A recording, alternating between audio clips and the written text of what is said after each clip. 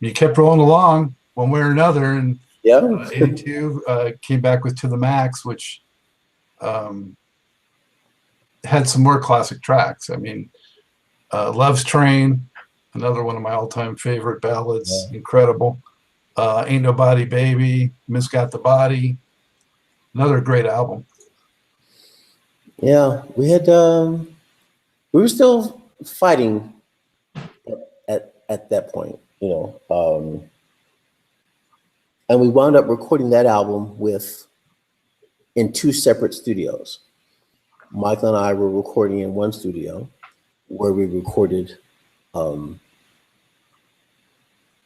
Love, Miss Got the Body, Love's Train. You said Ain't Nobody Baby? Yeah. Yeah. Those were recorded in the studio where Michael and I were, and everything else was recorded in the other studio where the other five guys were. I mean, you know, we exchanged studios if I was needed to go sing something on the other stuff or whatever. But that was interesting. Michael and I offered to produce the entire album for, I think we said $70,000 or $75,000. You know, because the plan was to, you know, do like we normally do, cut all the demos at the house so that, you know, when we walked into the studio, we weren't guessing on what we were going to be doing. But we got turned down. Michael, I think we said $75,000, and Michael was going to take $5,000. I was going to take $5,000, and again offered to do the whole album for a toss.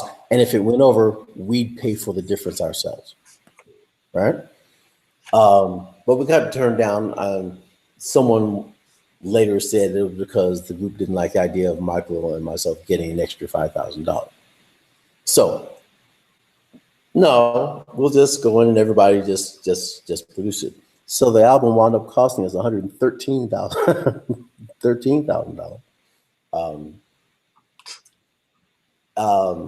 And again, where all the singles came from, the Miss Got the Body,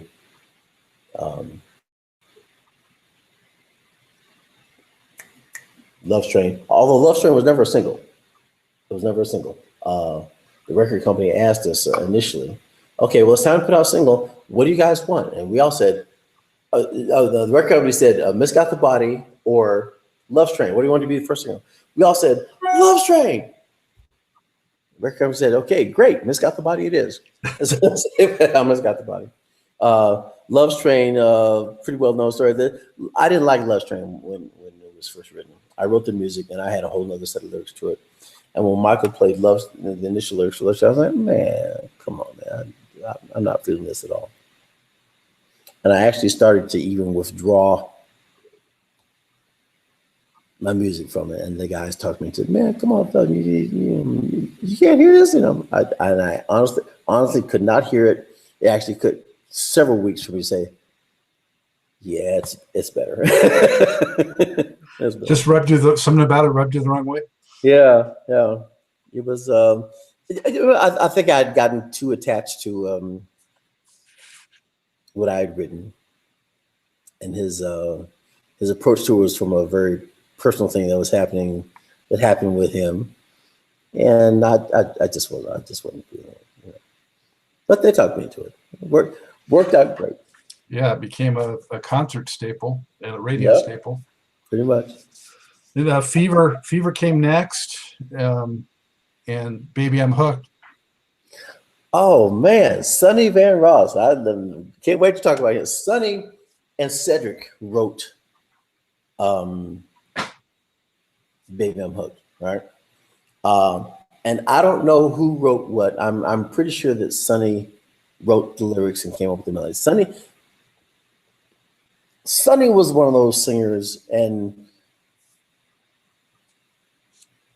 kind of like Luther Vandross, in the sense that he was one of those singers that he could just open his mouth and good stuff just fall out. You know, he was always on pitch, and you know, just an amazing. amazing singer. He really was, right? And since we had hired Emir Deodato, we were hoping to capitalize on Kool and the Gang's success on this record. So we tracked down Emir Deodato. So he was behind the helm on this. But we did demos again. And so when we cut the demo for this song, so the idea was for us to cut the tracks in the Bay Area and then go to New York to record with Deodato after we cut and he was going to produce the vocals and stuff and do the final mixing and stuff up in New York, right? So, we cut the track, everyone loved the track, and we need to do a reference vocal. So Sonny, who since he wrote the parts and did the original demo, he goes and he sings, and this was one of these first take, literally a perfect vocal. And he finished singing, and everyone's looking at me, Felton, well, I guess you don't need to sing this. It sounds amazing. I'm like, no, I need to sing this one. No need. Let's not waste the money. Sonny just sang it, and it sounds fine. I gotta say this, right? So when we went to New York, I think I spent the entire while Emir Deodato was working with Michael on vocals on another song. I spent the entire day with my Sony Walkman listening to the song, and I learned the song exactly as Sonny sang it. I mean, every breath, every nuance, every single lick that he did, I even copied his pronunciation of the words, right? So just to share with your listeners, when you hear Baby I'm Hooked, that is me doing an imitation of somebody else. So that then once I went in and did the vocals, I presented it back to Con Funk Shun. See? They're like, oh, okay. I guess you can go ahead and sing it then. Yeah, so that was my big memory about that one. I almost wound up not being able to sing that one. Wow, interesting. Did you feel like you had good chemistry with Deodato? Yeah. I'm gonna say different from Skip. Deodato was meticulous. And from all the stuff that he'd been doing with Kool and the Gang, he had a very specific way that he liked doing stuff, and so it was. I would say he is more of a taskmaster, and I'm not saying that in any way negative, but he was very strict and this is how I want it, kind of guy. I'm not saying that he wasn't allowing creativity, but he was very specific how he, I guess he was figuring his name is going to be attached to this. It better sound good, right? Again, a whole other learning experience with him. Would love the chance to work with him again. I got to point out, Felton, that I really liked Indiscreet Suite on that one. I thought that was probably my favorite up-tempo track on that one. Right. Again, Michael coming into his own. I was always into the technology part of getting this stuff done, right? And sequencers and drum machines. I was the one who brought in the concept of doing a drum machine with the band. Leon Silvers. I was watching how Leon Silvers was making a whole dynasty over there at Solar Records using a Oberheim DMX drum machine. Literally with Dynasty, yeah. Right. He was just killing folks over there, and that drum machine for several albums was the sound of the record. Climax, the Men All Pause, DMX, the Oberheim DMX drum machine.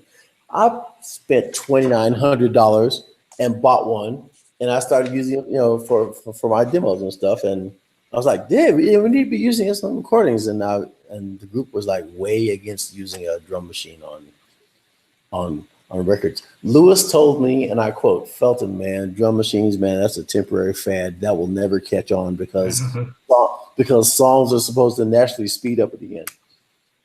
I said, "Oh, Well, guess what? You can program the drum machine to speed up at the end.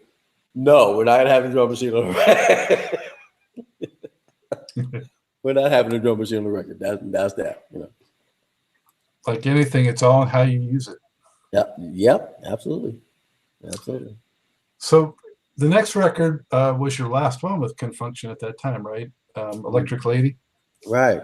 Yeah. So that actually, there's a bit of a break from Fever to that one, a couple of years, and then you came back with that record, and Maurice Starr producing, and Larry Smith, and kind of going for a bit of a techno funk feel. Yeah, so much for not using drum machines on the record, right? That was big time, yeah. Right. Larry Smith from Houdini and stuff like that. Yeah, he came in and he brought some tracks. I never got the chance to meet him in person, but that was all about working via sending the tracks here, do the vocal, and I love the fact that he just trusted, for instance, on the song "Why You Do Me Like That." Oh, baby, but he said, "I want Felton to say it," and he just trusted what I did, and just used it. I was flattered and honored. Maurice Starr, oh my God, he was like resident genius. He was red hot at that time. And hot. We were working at the record plant or in Sausalito, and Maurice is not supposed to be there till 12, but I always knew that he showed up early at the studio, and then I found out why. He'd be there at 9 o'clock writing stuff for his other acts. And Maurice was one of these guys who just programmed the drummer sheet. He's hearing the entire song in his head. He would literally just lay down the tracks from the drum machine and then start laying down the parts straight to 24-track tape, hearing the whole song in his head. And the same way that I guess they did with New Edition and New Kids on the Block, right? And it was mind-boggling sitting there watching him do this, watching him make this happen,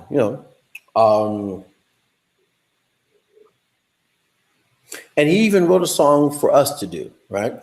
And the group turned it down, saying that I had too many songs to sing on the record, and I had enough songs. I was like, dude, take one of those others off. This song was a hit. Nah, we'll just stick with the ones. And Maurice was like, okay, no, it's cool. I'm not offended. I'll just give it to one of my other acts. The song was "Please Don't Go Girl," as recorded by New Kids on the Block. Like, man, I heard that on the radio. I was like, man, no. I was supposed to be ours, Anyway, the one that got away. Seriously, yeah. And of course the Electric Lady, our first venture into rap, and Michael, we toured with that. As a matter of fact, Sonny Van Ross came out on the road with us. I wouldn't let him sing "Baby I'm Hooked," but he sang some of the. Some of the other producers used him on some of the other stuff that was on the record. Sonny period did guest vocals. I wouldn't go let him sing "Baby I'm Hooked." I'd let him sing other stuff. It was an interesting tour. Our one and only venture into rap. We weren't feeling the rap thing at that time.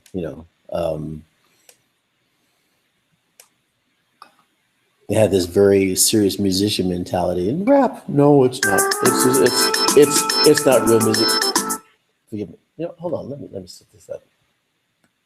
Okay, that won't happen again. My apologies, sir. Yeah, we had this very serious musician mentality of rap. No, that's not real music. And as a matter of fact, I was saying, man, I'll give it another 2-3 years and it'll be gone. All right. How wrong could I be? Yeah, I had a girlfriend back then. I was, listening to Run DMC and LL Cool J and all that stuff that was coming up, and she was like, "No, it's a fad, man. It's gonna be gone in 2 years." Right, right. Hey, so Felton, so there was issues going on with the band and things I guess were coming to a head in terms of like, things weren't gelling like they once did, and you exited for before the next album, but it's still amazing that the band had such continuity in its members for as long as it did, and also that it was able to stay on one label, Mercury, for so long. Mm-hmm. There's very few bands that had that kind of continuity of personnel and also their recording environment. What do you attribute that to? Um,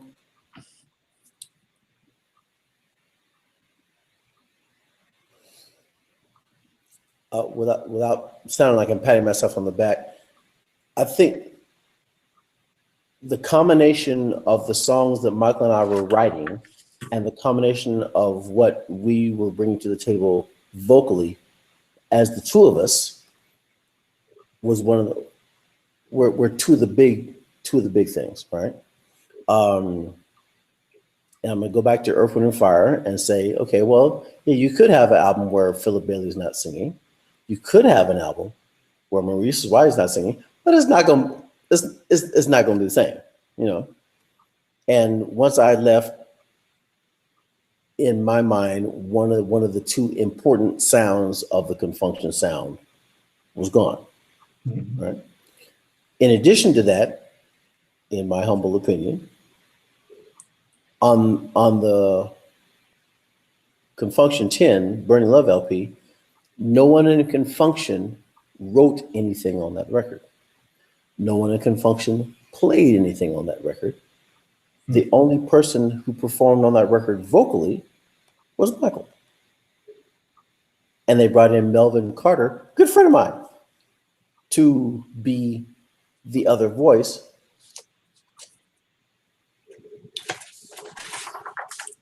And don't get me wrong, Melvin was another one of those amazing singers that he could just open up his mouth and good stuff would just fall out just because, right?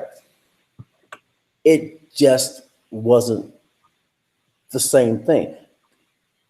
Good example, LTD, when Jeffrey Osborne left, right? They replaced him with the lead singer of New Birth, Leslie. I can't remember what Leslie's last name is. No doubt that Leslie is an amazing singer, right? Mm-hmm. But it just didn't sound like LTD. Right. So, it just, and in this case, two of the key elements. So the record company dropped them after that label just because the Con Funk Shun sound was no longer there. And I think, and I've been told about that, the sound, the Con Funk Shun sound is that combination of Michael and myself. And someone described it as Michael adding funk to my laid backness and me rounding off his harsh edges. Why did you leave though, Felton? Was there a straw that kind of broke the back? It came down to a physical altercation. We were having a discussion about publishing, and the group had said that I had offered my publishing on the song in order to have it on the record. I don't remember having that conversation, and I was pretty adamant about, well, no, the record company had already picked the song to go on the record. There's a reason why I should give you guys publishing. And one of the group members physically attacked me in the studio. I do need to say that on the assumption that I was wrong and that he was right, we're talking about what might have wound up being $200 or $300 in his pocket. Okay, so dude, we've made hundreds of thousands of dollars over the last 10 years, and you're gonna attack me over a couple of $100? No, wait a minute. If I'm wrong, you're gonna attack me over a couple of $100? And I could have taken the position of, look, either he goes or I go, but he actually was literally there before me. So I said, gentlemen, I'll just move on. And I bought a bunch of recording equipment and opened up my own recording studio and just took off from there. Yeah, I'm sure it couldn't have been an easy decision though, but I'm sure it was a mix of relief and also just, I mean, he attacked me in the studio. So I mean, I got up. It was an instantaneous decision that took less than 30 seconds to make. You know, like, and so I made the decision. I did come back and say, look, we were actually about to start recording the next album. I said, look, gentlemen, I'll stay long enough to help finish the album. Right? The Con Funk Shun 10 album, the Burning Love, I will stay long to do, and I actually did vocals on a couple of songs. Then I said, okay, I'm done. Wish you guys well. And they took my vocal parts off and, you know, replaced it with Melvin, and then they moved on. So it was, you know, moved on. You know, time to move on. Yeah. I tried to get a solo deal with Polygram. They didn't want me as a solo artist. Anyway, which actually another one of those things that worked out well, because had I actually wound up pursuing the solo career, I never would have met Stanley Burrell. So I'm recording in the studio, doing stuff, and I got introduced to this guy named Stanley Burrell, who was doing Christian flavored rap and called himself the Holy Ghost Boy. We wound up doing a 10-song demo. It was a demo in my mind. We had a couple of conversations about his name. I'm like, dude, that's yeah, I feel where you're coming from. That name is probably not going to work out for you. But I gave him some rough mixes, sending him on his way. A couple of years later, he calls back, Felton, the record went gold. What record? So the record we did. I'm like, no, that was a demo and some rough mixes. You were supposed to come back and let me fix it up. But no, man, record companies like it just like it is. Wrote me a check for $2 million.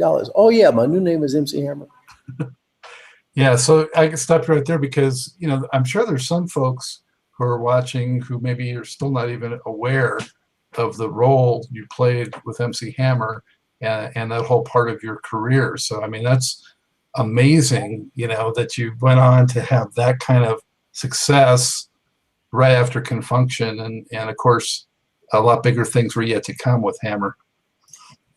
Yeah, it was, and I'm still laughing about the fact that I was still stuck in, yeah, I give rap music another year or two before this just dies out completely. I didn't even like rap music. I didn't. I was like, you know, but from a producer point of view, I'm like, let me set aside my personal whatever and just get in here to do it. It can be done. And my whole thing with Hammer was to turn what he brought me into something I felt comfortable listening to. Really, honestly, that was my whole thing with him, was to turn what he brought me into something I felt comfortable listening to. And it worked wonderfully. That between working with him and my then assistant engineer, his name was James Early. I'd met him like a year or two before, and I kind of took him under my wing, and he wanted to be the apprentice at my studio. I said, well, tell you what, dude, here's what I'll do. I leave studio at 10 o'clock every night. I'll hand you the key. I'll see you in the morning, and here's all the manuals for all the equipment. See you in the morning. James came in there, and he was like cutting tracks. I mean, James was, you know, writing songs. I mean, he learned my whole studio to the point where I would trust him with my recording sessions, and he was writing tracks. I mean, James co-wrote some of the tracks on Hammer's first album, you know, Let's Get It Started, Feel My Power CD. James actually worked with me on the Hammer Please Don't Hurt Him CD, and he and I did all the tracks for that. Because Hammer wound up hiring me, and then we brought him along, so we had the combination of James and Felton working on all the tracks on that. James left, and I wound up doing Too Legit all by myself. But it was an interesting part of my life, as in doing something I was not at all used to doing, but the team worked. You know, How surprised were you that it hit as big as it did? Yeah. Like I said, when I first sent him on his way, I'm like, no, this ain't going nowhere. I will never hear from him, him again. You know, he might sell 10,000 copies, sell it out of the trunk of his car. What, a half a record is gold, really? You know, but it was fun, you know, especially under the conditions that we had to record in. I had a 16-track studio, reel to reel. I didn't have Pro Tools and like that, so this was all both of the first two albums I did with Hammer were cut on a 16-track, half-inch reel to reel. And Hammer Please Don't Hurt Him was actually recorded on a tour bus. That's one of the best-selling records of all time, right? Yeah. Yes, it is. Yeah, certified at 50 million. 2 years ago, certified 50 million copies. I'm like, wow. But he was a tremendously hard worker, right? Oh, yes. Yeah, he was serious taskmaster, you know, outside the studio, personally involved with, you know, the choreography and making sure that everything was right for the stage show, because I was also his music director on stage, right? Seriously hard worker. I mean, you know, prolific songwriter. And it was interesting how we'd work. You know, I remember a couple of times that he'd bring me some lyrics, and I'd write music to the lyrics, and he'd hear my track and say, "Oh, I got another idea," and write another set of lyrics to the new track I wrote. Then I'm hearing his new lyrics, go, "Ooh, I got a new idea for those lyrics." Write another track for those. So yeah, interesting. Excuse me, interesting dynamic there. Very, very creative, you know, full of ideas and stuff, and it was in the studio, good working team. Really. Whose idea was it to sample Super Freak? His. Yeah. Yeah, his idea. Oh, by the way, that's not a sample. That's me playing on it. That's me playing on it. Yeah. We didn't sample the record. We just replayed all the parts. Yeah. We didn't use any samples on the record. Whenever we did parts of someone else's songs, we replayed them. Between James and I, we just replayed all the parts. That made a difference, I think. Yeah. Oh. So shift forward a number of years, you finally got your solo record out eventually. What was that experience like? No, okay, well, I filed for bankruptcy because I spent all my money trying to chase down the money that I didn't collect from Hammer. I sued him for the $5.8 million that he owed me, and I won. And he filed for bankruptcy. I remember that. After I won, right? So I was broke, man. I had a little 8-track machine, and I recorded more than half that album just sitting in my apartment in Los Angeles. I had to move to Los Angeles, and I recorded more than half that album as I guess it was kind of therapy for me, you know.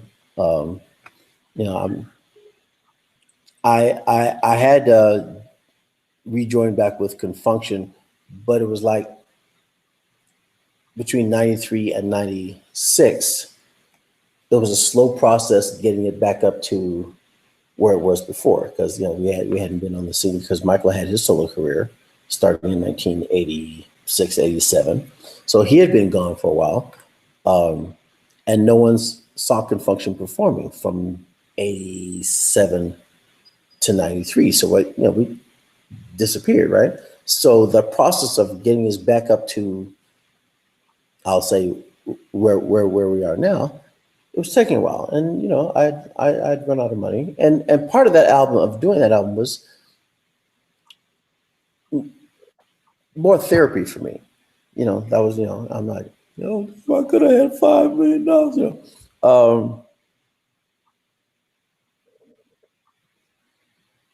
about kind of a message to myself about what I still can or can't do.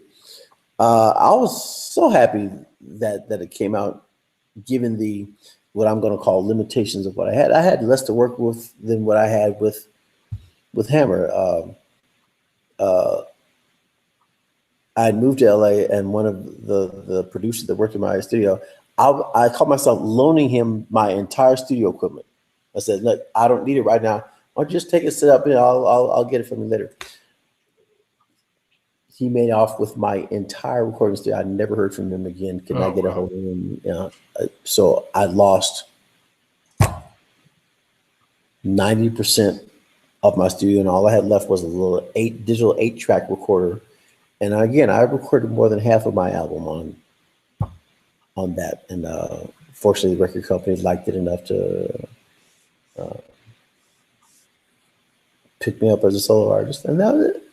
It was good. It wasn't a huge seller, but emotionally speaking, and for my fans, those who bought it, it was very, very satisfying. It really was. It sounds like it was a catharsis along with the whole process. But so when Con Funk Shun got back together and did those gigs in the 90s, I know Live Record came out in 96, I think. Was it the Sinbad festivals that got you guys back together, or did you just do it on your own?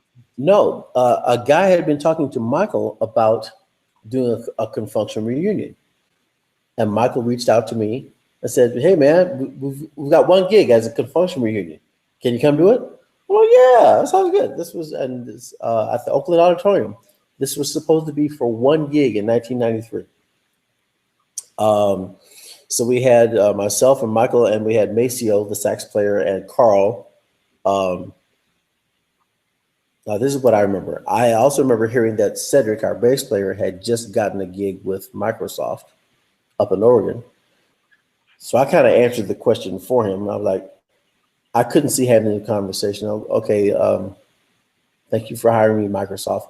I now have to go take off for a month and go do rehearsal with the band to go do one concert. I didn't see that conversation happening. So so we just hired another bass player. Danny Thomas, we had heard, was already off doing Danny Thomas's Con Funk Shun review, or Con Funk Shun featuring Danny Thomas. And we decided, well, let's just let him go on and do that. No sense in putting off that. Lewis, the drummer, was part of the reason why I quit in the first place. Was the reason why I quit in the first place. So I just wasn't going there. So we wound up hiring a new drummer, keyboard player, and bass player. Worked out fine, you know. The keyboard player that we currently have now, his name is Kurt Casey Clayton. He's from Memphis, Tennessee. He was music director for Bark Hayes. Also works with Kurt Casey Clayton. Howard Hewitt, excuse me. Sherelle. I mean, very talented guy. And we're blessed to be working with some absolutely wonderful musicians currently. And here's what impressed me about him. We had another keyboard player named Brian Carter, who now works for the Avid Pro Tools, right? So Casey was brought in to replace him. We never had a rehearsal with him. Never rehearsed. He walked up to me, he asked me 2 questions. He asked me about the transition 2 chords about Baby I'm Hooked. I told him that. And what was the second chord in Let Me Put Love in Your Mind? I told him that. That was our only conversation. We did the concert. I forgot he was back there. Dude was like on it, and he played everything exactly perfect. And then, just amazing, It's like you with Rufus Thomas. Yeah. When Maceo decided to quit, we wound up getting this guy I'd worked with named Ron Motown, who at this point is, and I say it on stage at night, but he's honestly probably the best saxophone player I know, seriously. And then our bassist, Eric E.Q. Young, been with us for like 21 years, and is, he's I would say he's an essential part of the Con Funk Shun show. He has his own segment where he does this bass solo thing, paying tribute to the Ohio players, blah blah blah. You know, the whole famous bass, the whole thing of famous bass lines. He has a whole 8-minute segment to himself, and he's killing it every night. So you know, I'm very very happy with Con Funk Shun 2.0. You know. Well, when did you get back together in that lineup? Because you know you had the comeback record came out, I think in 2015. So were you guys playing before that, or did you start playing again as a result of that? Or no, we've been playing since 1993. We've consistently starting in 1993 and just growing up until then. We've not stopped. It's been okay. Gotcha. We did that one gig, then someone heard about that and they called us for something else, and then someone else heard about that, and it just became a snowball effect up to now. It's been going steadily. So then, what brought about a new record? You know, and why did it take so long and that kind of stuff? We had to find someone who still believed in an old school group being able to sell some records.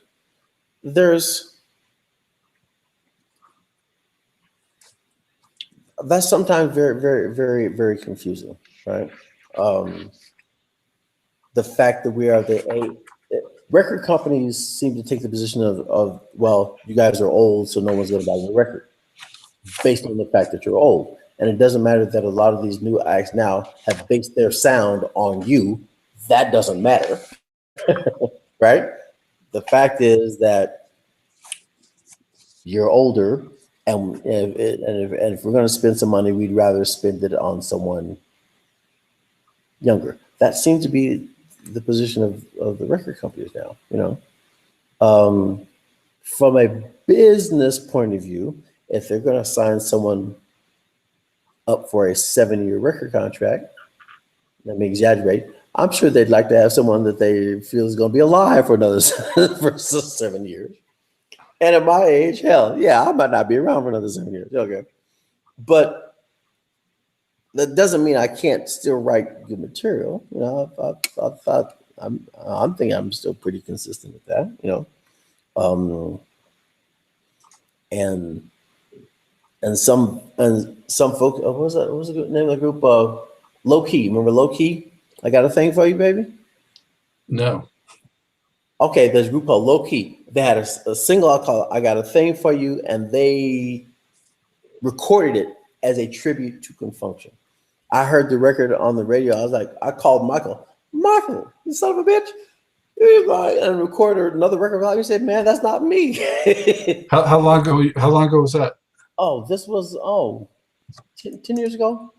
A group called Low Key. It's called the song called "I Got a Thing for You." It sounds like a Con Funk Shun song, and they wrote it that way.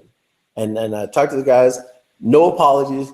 That was their entire intention. But yeah, so it took that long for us to find a record company that wasn't scared of a more mature group doing another record. You know, it's not that way in jazz. I mean, you know, people still embrace the older, the old, both the old and the new. But in R&B, yeah, R&B is really rough for that. I mean, it's just not fair. Yeah. But the record's done well. Yeah. Really, really good response. And yeah, people. Yeah, it's not going to gold. There's not going to be no chance of it ever going gold. But relatively speaking, it is done better than I've heard recently that 95% of all records currently released sell less than 10,000 copies. That's a interesting number, but we've done better than that. You know, so we're excited, and it gives hope, and you know, we're already recording material for another one. Yeah, so, that's good to hear. Yeah.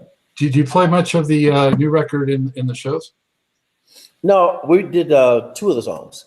We did two two of the singles. We did Your Night and More Than Love. Oh no, I think of it. We used to do another one. I'm sorry, I forgot the name of that one. One of the other songs. So we did just three of them, and they were well received. It's kind of unusual for an audience to like a record after having only heard it the first time we played it on stage. And we played it on stage before the record was released, and there were people asking about it the next time we saw them months later. That's what you want. Yeah. Oh yeah.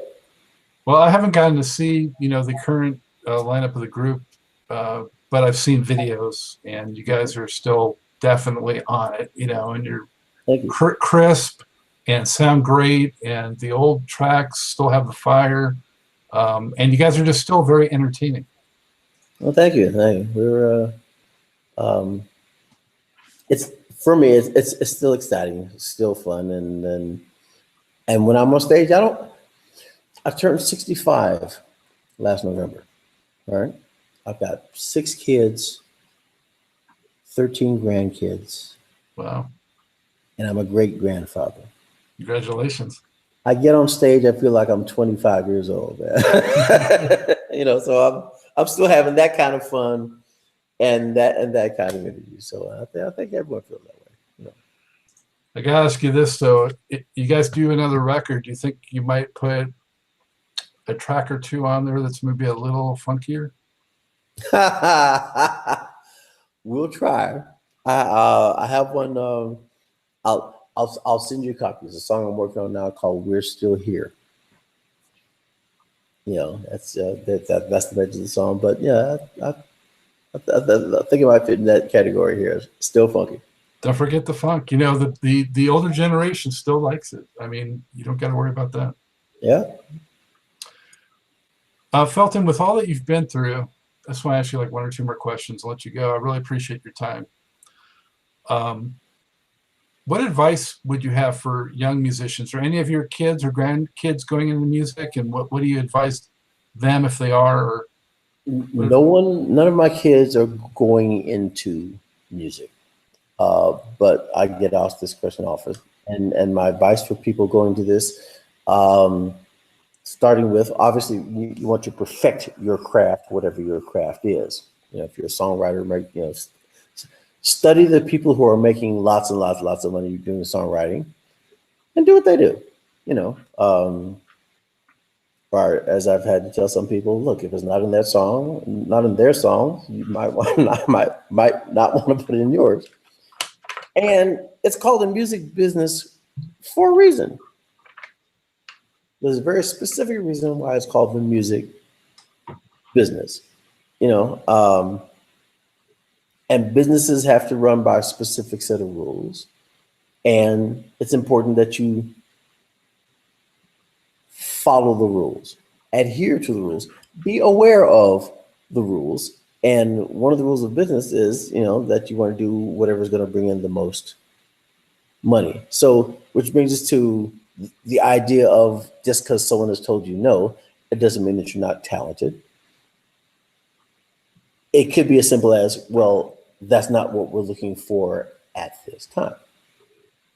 Don't let the fact that someone has told you no say, oh no, I'm suck. No, that's that's not the case.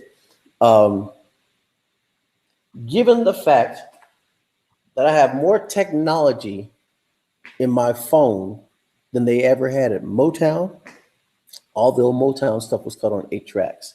The Beatles stuff was cut on 4 tracks. I've told some people, look, you got an iPhone, you have no excuse. GarageBand costs $5 on an iPhone. Create. Create. Put on your headphones, record your tracks, do what you need to do. You have no excuse not to be creative.